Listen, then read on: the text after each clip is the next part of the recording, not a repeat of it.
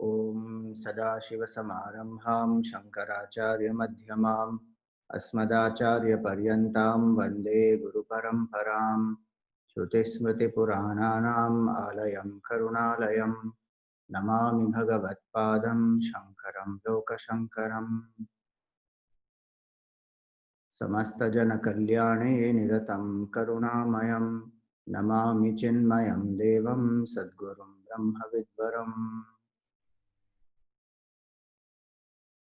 सर्ववेदान्तसिद्धान्त गोचरं तमगोचरं गोविन्दं परमानन्दं सद्गुरुं प्रणतोऽस्म्यहम्।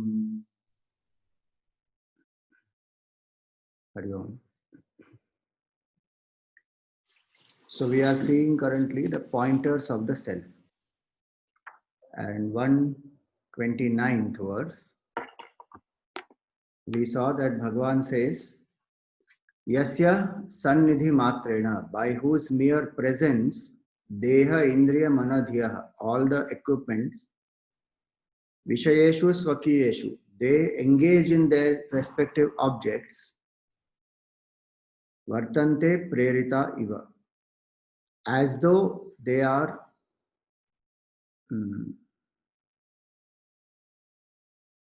pushed by this. By the very presence of the self, they are pushed to do their own activities. They are compelled. Vishayeshu swakiyeshu vartante prerita iva. So, Gurudev gives a very nice example for this. We will watch a small video of Gurudev. देहेन्द्रिय मनोधियः विषयेषु स्वकीयेषु वर्तन्ते प्रेरिता इव. This is a stanza that has been bodily lifted shamelessly from Atmabodha. Thereby you should not complain that Shankara is only borrowing it from Atmabodha. Atmabodha happens to be his own work. So when I take my money from my pocket, I am not pickpocketing. When my hand by mistake goes to another pocket, then I say that is pickpocketing. You understand? Therefore, Shankara felt that stanza of the Atmabodha is appropriate here, and therefore he does this. Yasya sannidhi matrena, by whose mere presence. You can't say that the sun is very heavy work from morning till evening. He has to be there early morning every day, and then he has to illumine everything, and then he has to heat up the waters and make vapors and create clouds, and then see that Sannidhi matrena, by his mere presence. His nature is heat and light and energy. And all of us loot him even without thank you. Have it? Yasya sannidhi matrena, by his mere presence. Sannidhi matrena. Deha, Indriya, sense organs. Mana, Dhi, buddhi. Aya, all of them. By mere presence. You are alive, unfortunate. Therefore you are a voter. Politician cannot make you a voter. Your friends can. Because many people die and that they vote.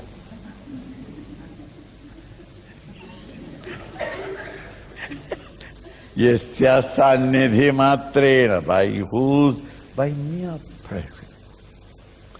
All these become enlivened. And they dance on and work. The eyes, ears, nose, tongue, skin, perceiving, the mind feeling, the intellect thinking. You see the picture? Krishna standing and singing.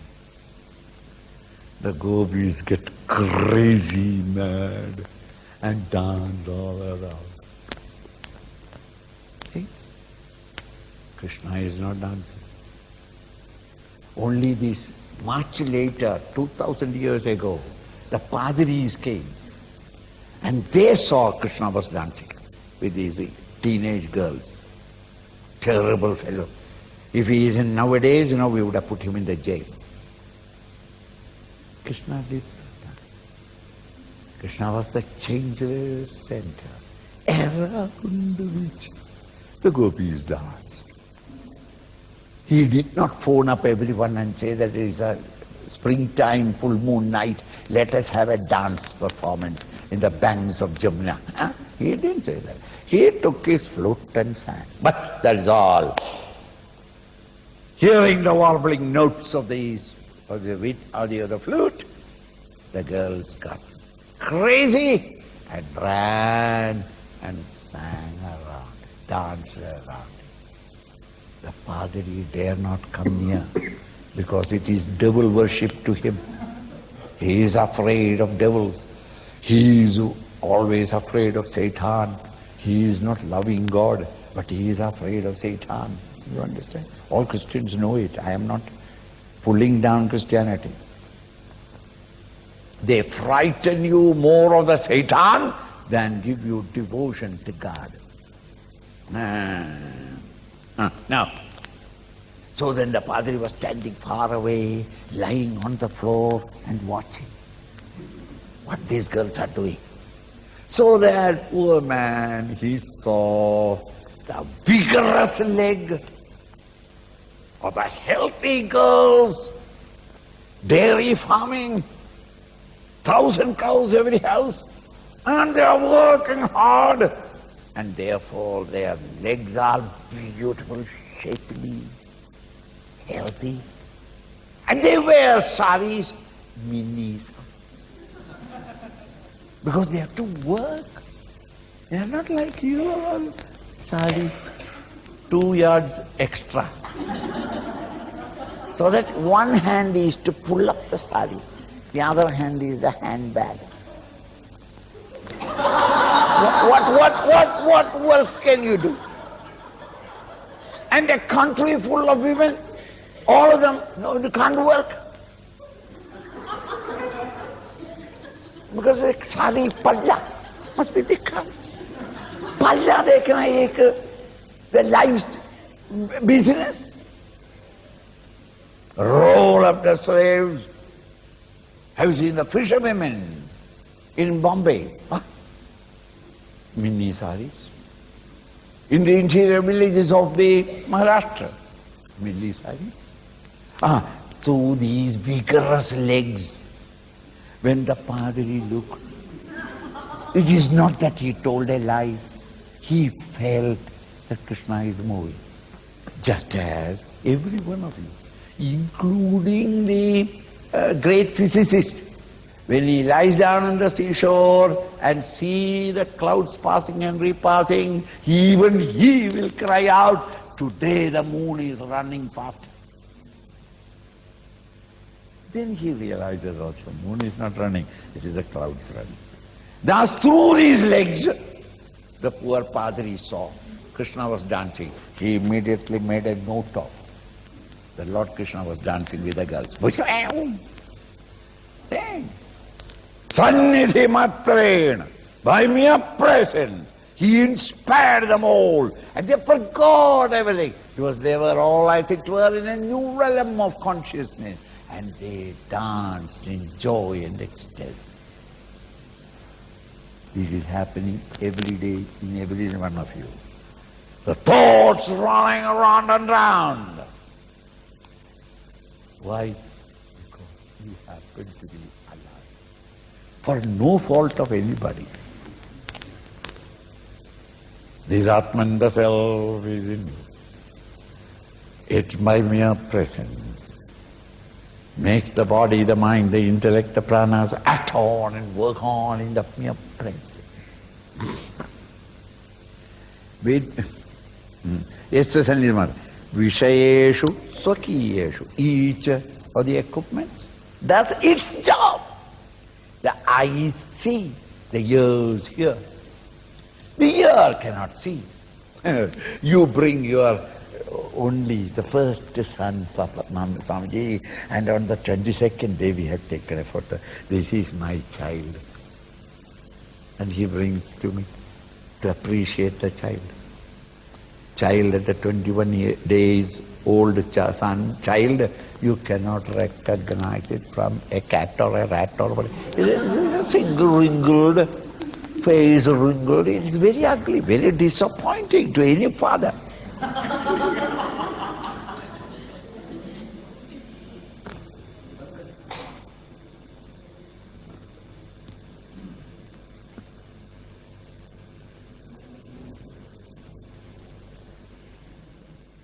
Okay. So the analogy was about Krishna dancing. Appears to be dancing, not dancing actually. So the analogy was that Krishna is appearing to be dancing, but is in the center.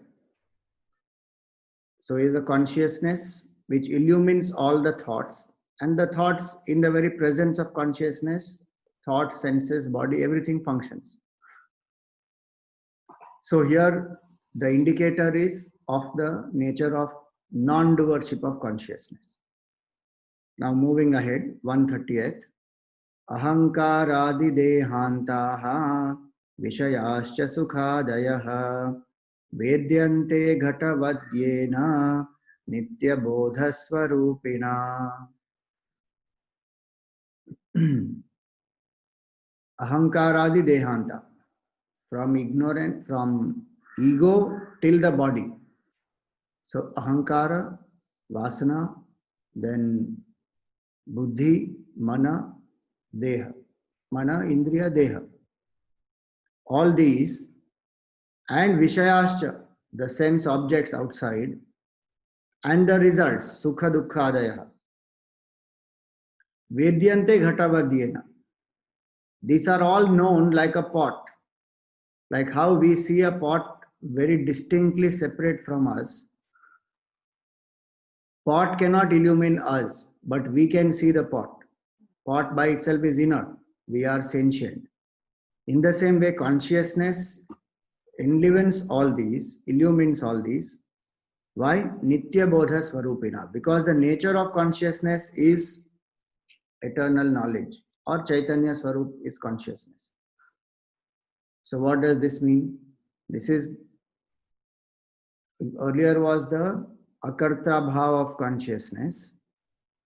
This is the bodha swarupa. That the nature of consciousness is knowledge. In the very presence of consciousness, we are able to recognize. Just like the pot, two aspects of the analogy are, the pot is distinct from the seer. In the same way, I, the consciousness, am different from everything else. And just like the pot is inert, in the same way, from ego to the body, the objects and the results, all these by themselves cannot do anything. By themselves, they cannot function. And third aspect of the analogy is, just like we see very clearly the pot which is in front of us is very, very clear to us. There is no ambiguity. Very clearly we can see the pot, okay, this is a pot. In the same way, very clearly a person comes to experience that I am the self and these are not the self. There is no ambiguity, there is no confusion. So a person can see Gurudev has given one more aspect of the analogy, is that the pot or the jar has no light of its own. It is only seen because of some other source of light. In this case, it is sunlight. So in the same way, the body, senses, they all don't have their own light. Meaning they, like we saw earlier verses, tameva bhantam anubhati sarvam. Only in the presence of this consciousness are they able to function. And so that distinction has to be done. This is called Atma Anatma Vivek. That what is Atma and what is Anatma. What is that which is enlivening the matter and what is matter. They are mixed up right now. That has to be distinguished. So just like the pot is separately seen, in the same way, these are all objects of consciousness. That's why, as we know, Gurudev's equation is thought is equal to object plus consciousness. If we remove the objects from the consciousness, there is no thought. If we remove consciousness, again there is no thought. So the object is illumined by consciousness. The nature of consciousness as Bodha Swarupa is what is explained here. Now, where is this consciousness? So it is said it is not out somewhere. It is in the deepest aspect of our personality. 131 says, Eshoantaratma Purusha Puranaha Nirantarakhanda Sukhanubhutihi Sadaika Rupa Pratibodha Matraha Yene Shitavaga Savascharanti. So when we use pointers to indicate, there are two types of pointers. So the word Lakshana is used for pointing. So what is that which is being pointed and what is the pointer? So the Lakshana is that which is used to point to the pointed. There are two types of pointing, the pointers actually, two types of pointers. One is called Swarupa Lakshan. Swarupa Lakshan means the very nature of that thing is indicated and we can know that thing directly by its own nature. Like the nature of fire is heat and light. So these are attributes of fire, qualities of fire. That is called Swarupa Lakshan. Tatastha Lakshan is we use something else to point out its nature.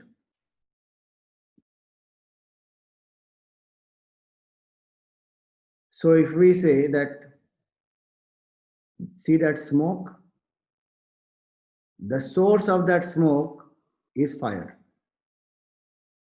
Then using the smoke, I am indicating fire.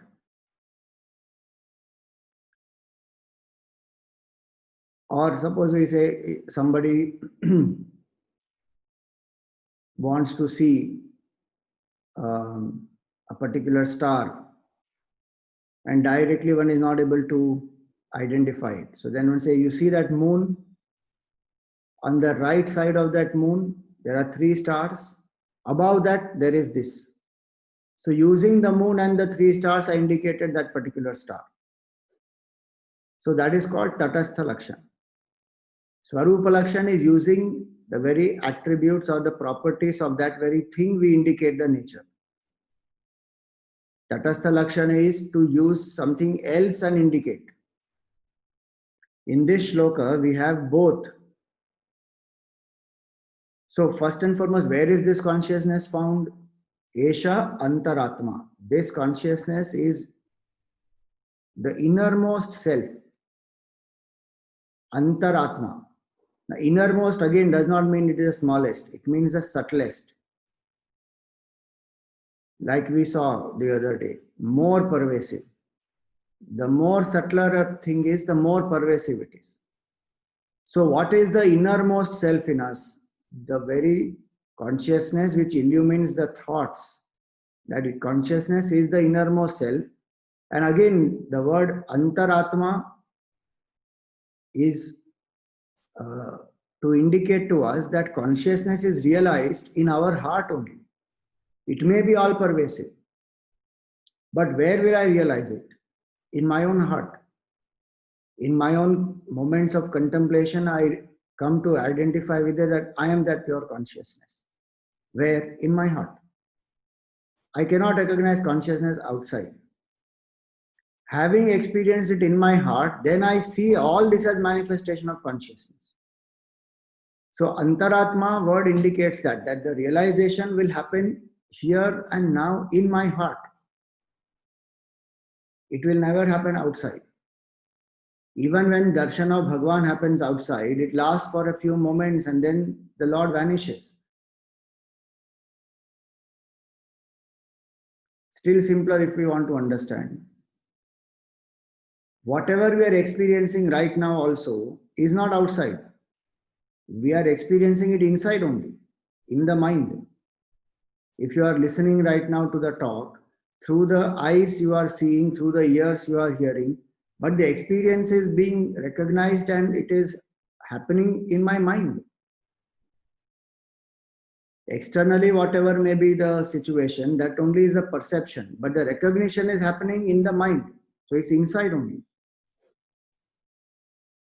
And here it is when I have withdrawn the attention from everything outside, including the thoughts, that is the innermost self, Antaratma. Everything else is known to me through thoughts in my mind. This is known to me as my own self, but beyond thoughts. When I withdraw from thoughts completely and I am tuned to the self, that is a realization.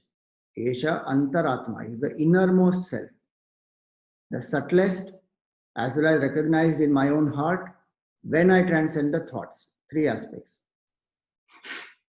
Eshantaratma. And the word Atma is I, the pure I. In the heart, in the next shloka will tell us, so I will elaborate at that time. In my heart, I will experience this as aham, aham, aham, pure I, not as anything associated with that. So, Eshantaratma, Purushaha. Now, Purusha here does not mean man. Now, don't start fighting saying, see, there is gender bias. Why can't the self be a woman? It's not about man or woman here. It's not the gender. Purusha word indicates the consciousness beyond gender. How can it be like that? The etymology of the word Purusha is Purau Shete iti Purushaha. That which is the indweller in the city. Pura means city. Like we say, no, Janakpuri is Mithila. Any place is called Puri, Pura. Mayapur means the place is called Mayapur. So Pura is a city or a village or a place, indwelling, a place. Who is dwelling in that? In this context, the body is the Pura. The Upanishads and the Bhagavad Gita, they give the analogy of this body as a city with 9 gates. Navadware Pure Dehi. Pura is the word used there. Navadware Pure. This body has 9 gates. All the entry exit points of the body are called as the gates.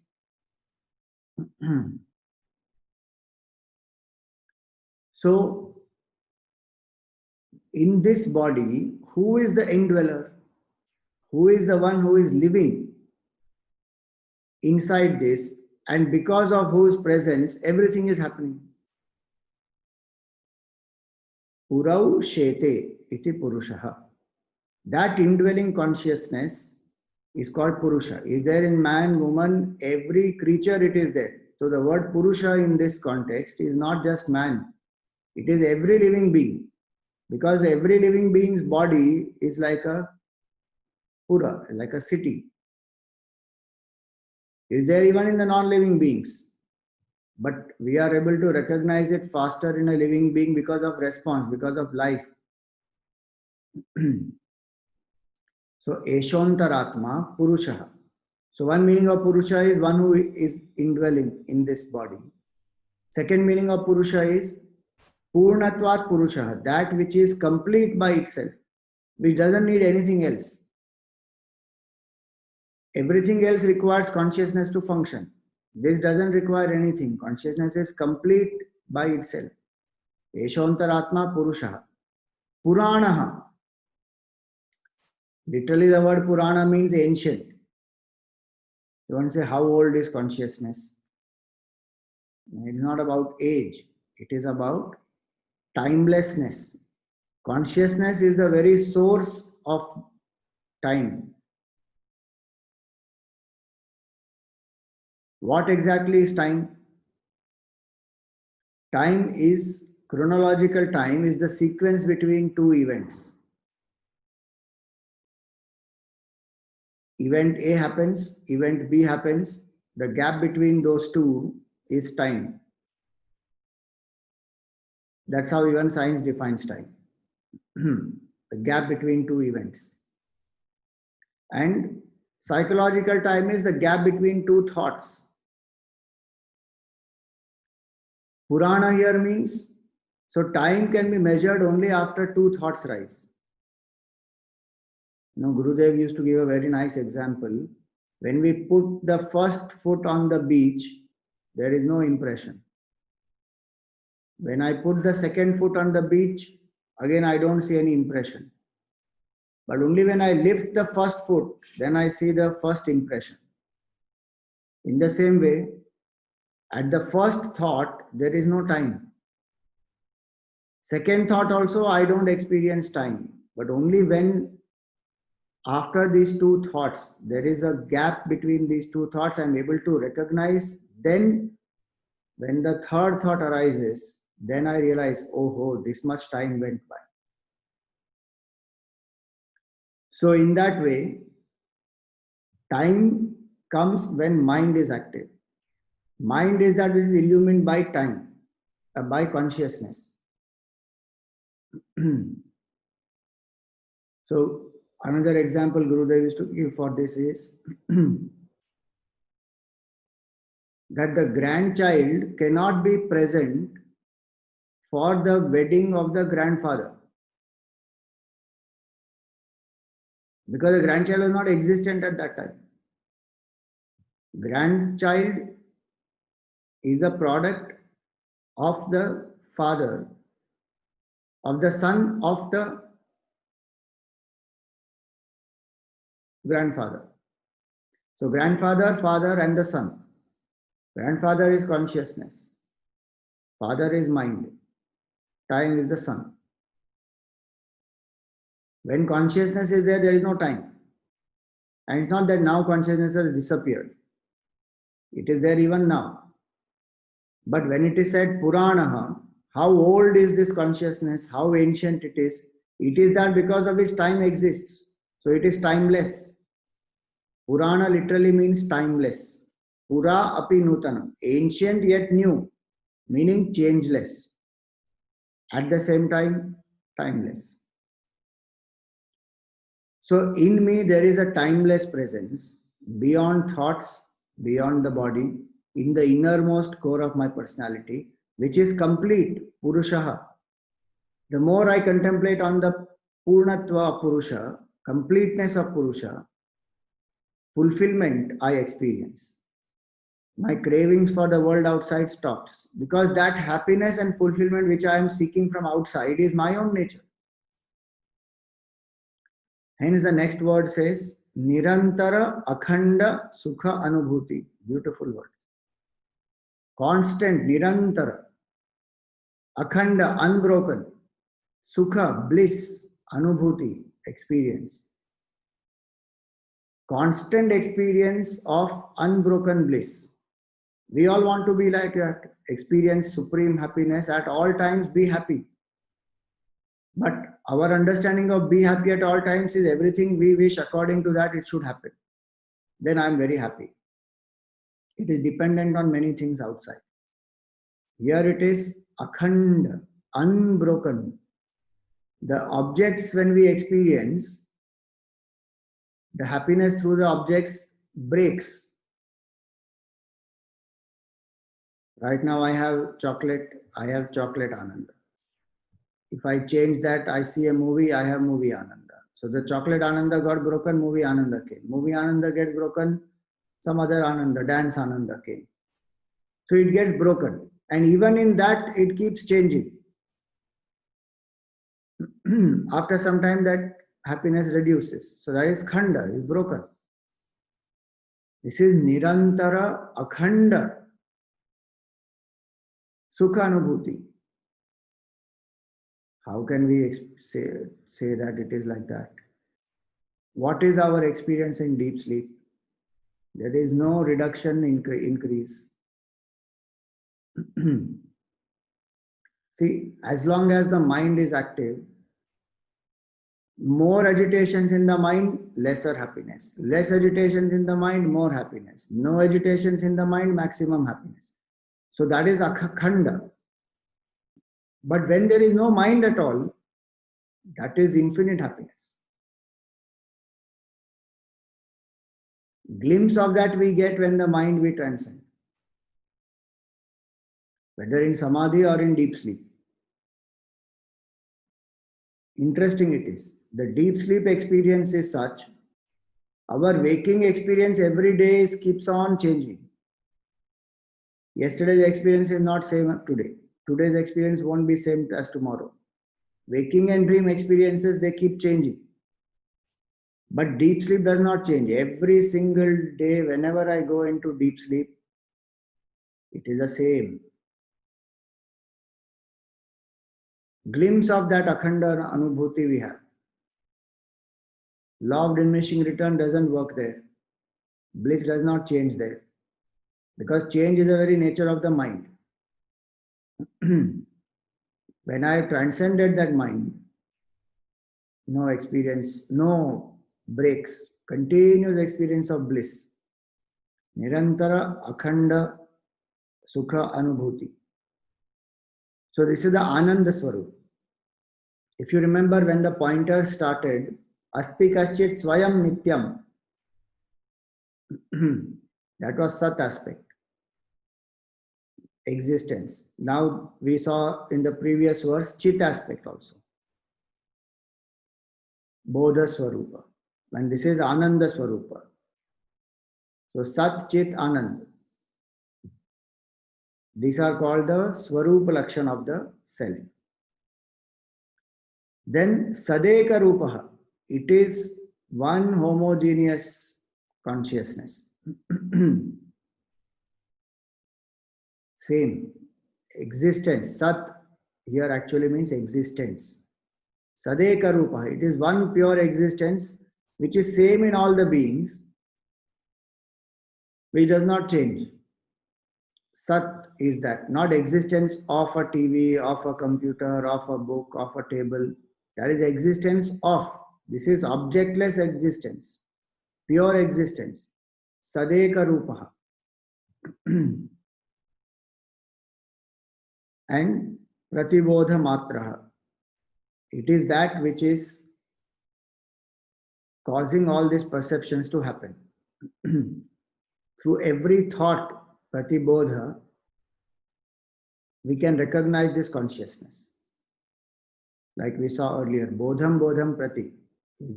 Kenopanishad says that. Through every thought, we can recognize consciousness. So it's not somewhere out there. In my heart, it is there. In every thought also, it is there. Only problem is our attention right now is on the object. If I shift it from the object to consciousness, I realize the thought is there because of consciousness. Pratibodha Matra. Yene Shita Vaga Savascharanti. And because of this consciousness, the speech, Vag, Asavaha, Asu means prana, they are able to function. Meaning the senses of action and knowledge as well as the prana function because of this consciousness. We have seen earlier that why prana is not consciousness. Many people think prana is life, prana is consciousness. Prana is an expression of consciousness and life, because of which the body is alive. Body is not kept alive because of prana alone. It is kept alive because of consciousness. Prana is inert. Prana doesn't know anything. Prana is that which is just a vital energy, and it keeps changing. Prana changes, consciousness doesn't change. And so we find here, what is that which makes the senses act and the pranas also function? Is the presence of that consciousness. So now in this verse, I said both are there, the Swarupa Lakshan and Tatastha Lakshan. So Sadaika Rupa is Sat, Pratibodha Matra is Chit, and Nirantara Akhanda Rasa Sukhanubhuti is Anand. So Sachidanand are three pointers which are Swarupa Lakshan, which are direct pointers of the self, where we are not using anything else to indicate the nature. Please remember, these are not three qualities. They are all one only. They explained in three ways for us to understand, but it is only one. It is not that existence can be separate from consciousness, consciousness can be separate from bliss. It is not like the softness of the petals, fragrance of the rose, and the color. They are not three separate things, because qualities can remain without the other. One quality can be without the other. There can be a rose which is not fragrant. But this is not quality, this is not property of Atma. This is the nature of Atma. Like the heat is the nature of fire. No heat means no fire. In the same way, Sat, Chit, Anand are the nature of consciousness. That's why it's called Swarupa, not Guna. Guna is quality, it comes and goes. An object can be without qualities, but an object cannot be without existence, without consciousness. Hence, Swarupa Lakshan means the very nature, Swarupa of this. So, using the very nature, consciousness is indicated.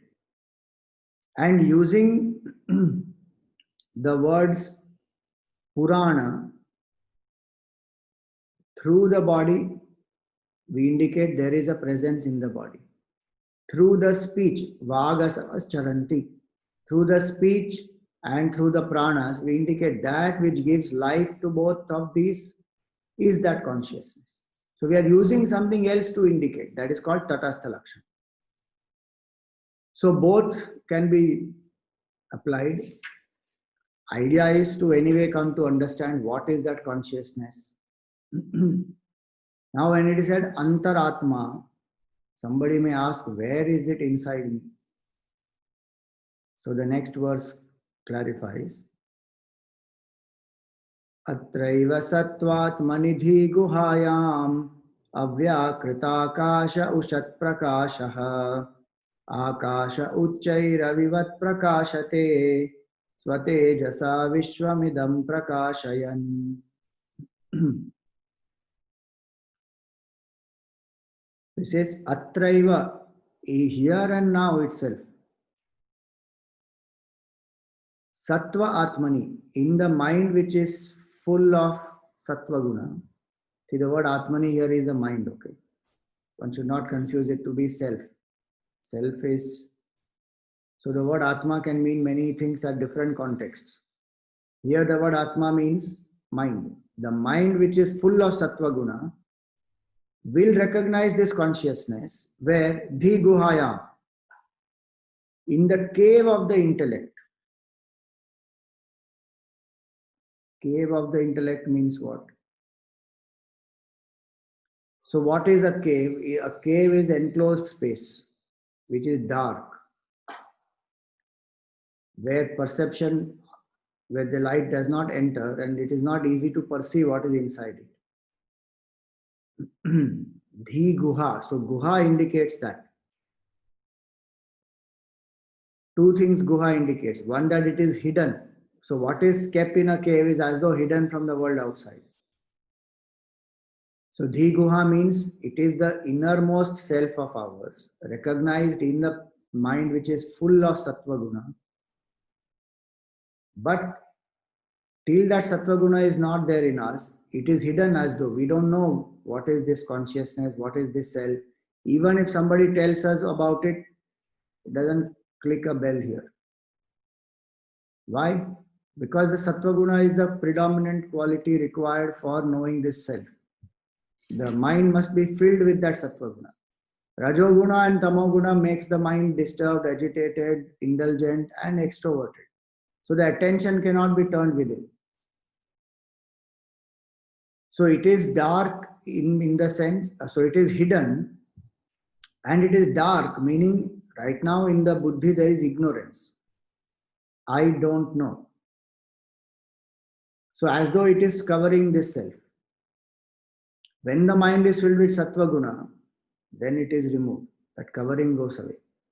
So avyakrit akasha ushat prakashaha. In the unmanifest, the example given here now is of the sun shining in space. So in the unmanifest space in our heart, this light of consciousness is shining actually. Like akasha uchay ravivat prakashate, like in the sky high up there, the sun is shining. Swatejasa, it is shining on its own. Vishwamidam prakashayan, that sun is shining on its own. It illumines the whole universe. In the same way, just like there is a sun outside, which is illumining the whole world, there is a sun in the unmanifest space of our own heart, illumining the body, mind, intellect by its own effulgence, Svatejasa.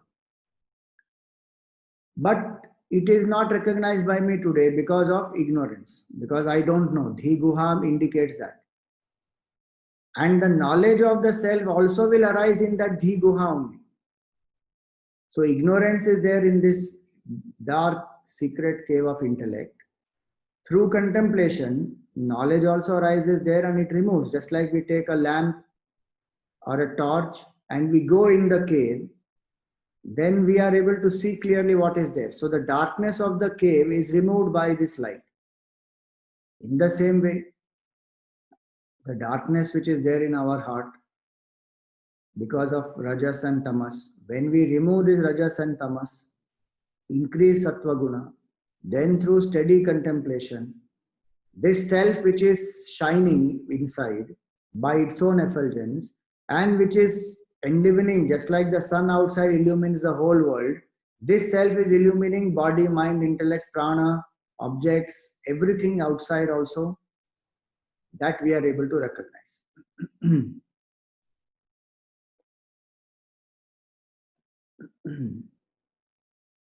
So innermost meaning when the thoughts are transcended. For us to be able to transcend the thoughts, mind must be full of sattva guna. When I am in rajoguna and tamoguna, I cannot transcend. And when I transcend that thought, I recognize that self as my own true nature, as that sun outside is illumining the whole world. I realize that the self inside is illumining all this equipment.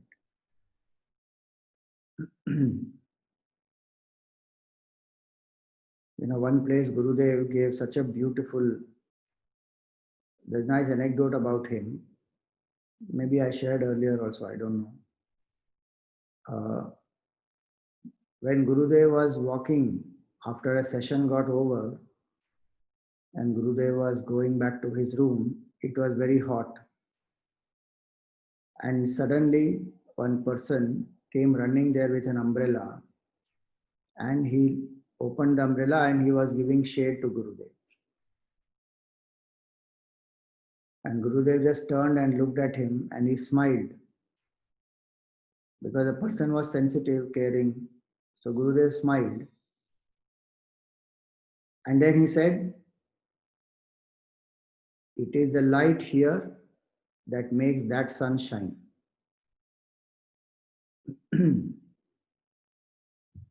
Very spontaneously he said that. It is the light here that makes that sun shine. Meaning a master who has realized this pure consciousness experiences that. That the light of consciousness is that which illumines the whole world. What we saw even earlier, Natatra Suryo Bhati na Chandra Tarakam. Just like the body, mind, intellect are inert, the matter outside also is inert. It is illumined only by consciousness. Sun gets the power to heat the world or to give light to the world from consciousness. So that is indicated here. That how in the unmanifest space of our own heart, there is this sun which is illumining the equipment, the matter, and it will be recognized by us when there is sattva guna, as well as where will it be recognized? In the cave of our heart. Now this Hridaya Guha, one meaning we saw is it is dark. So ignorance is there at the moment. Other meaning we saw is it is nothing is perceptible in that because it is dark. It is inside. Third aspect is, what is this heart cave? So this heart cave is, Hridaya is a very special connotation in Vedanta. When the head, when the mind and the intellect both come together, when emotions and thoughts both come together, a special faculty of intuition arises. Through that intuition alone, one recognizes the self. Self is not recognized by perception or by inference. It is intuitive knowledge that I am that pure consciousness. I am not the body, mind and intellect. So this combination is called Hridaya, heart. And that's why yoga is practiced. Yoga means to unite. At the moment our head, heart and hands all are different places. Body, mind, intellect are different places. When we come together, there is an integration. Where the hands are, there the mind is, there the body is. So body, mind, intellect all in one place. That is ekagrata, integration. And when this integration happens, then the attention of the person can be taken beyond the body, mind, intellect. If the integration does not happen, then the attention will be on the body, mind and intellect. Hence, concentration is a very important step to realize consciousness. Concentration and integration help us to do steady contemplation and transcend the body, mind, intellect identification. Then we realize in the cave of our heart, the lamp of knowledge has come and the darkness goes away. And we realize it as our own self, not as something else. Other interpretation of this analogy Gurudev has given is very nice. Is when we see an object in sunlight, when our attention is on the object, we are not seeing the sunlight. When our attention is on the sunlight, we are not seeing the object. So in the same way, right now our attention is on the body, on the thoughts, on the objects outside. So we are not seeing the light of consciousness. When we withdraw our attention from all of them, then we see the light of consciousness. In fact, one who has got that clarity and that perception experience will be able to see that I am seeing the object only in the light of the sun. In the same way, this whole universe I am perceiving only because of consciousness. A seeker understands that, and a man of realization experiences that every moment. In the example, the object and the sunlight are two different things. But here, the person will come to experience that the self in me is appearing as all this. So it is recognized in my own heart as my own pure self. So for today, we will stop here, and any questions, you're welcome to ask. Namaste, Swamiji. Haji. I wanted to ask you something about verse 128. Yes. Last two lines, Abharupam idam sarvam yam bhantyam anubhatyayam. Ah, Idam sarvam refers to the world of objects. right. That is Abharupam, so that is insentient. What does bhantyam and anubhatyayam mean? Abharupam idam sarvam yam bhanti anubhati ayam. So Abharupam idam sarvam means the world of objects. Yam bhanti means this consciousness enlivens this world of objects. And Okay. anubhatyayam. Hence these objects are able to perceive. Like the example is the eye. The eye is able to see the things. Abharupam. We think it has its own light. But what is the verse saying? Yam bhanti. It is the light of consciousness that enlivens this eyes, illumines this eyes. And then anubhati ayam. The eye is able to see all this. So by Okay. its eye does not have its own light. It is illumined by consciousness. Then it has its light. That's what it means. Okay, so anubhati is an indirect perception and bhantyayam is a direct perception. Yes. Yam bhanti is the direct illumination of consciousness to the senses. Yeah. And anubhatyayam is because of that. Okay, thank you. Om Purnamada Purnamidam Purnat Purnamudachyate Purnasya Purnamadaya Purnameva Vashishyate. Om Shanti Shanti Shanti. Harihi Om Shri Gurubhyo Namaha. Harihi Om.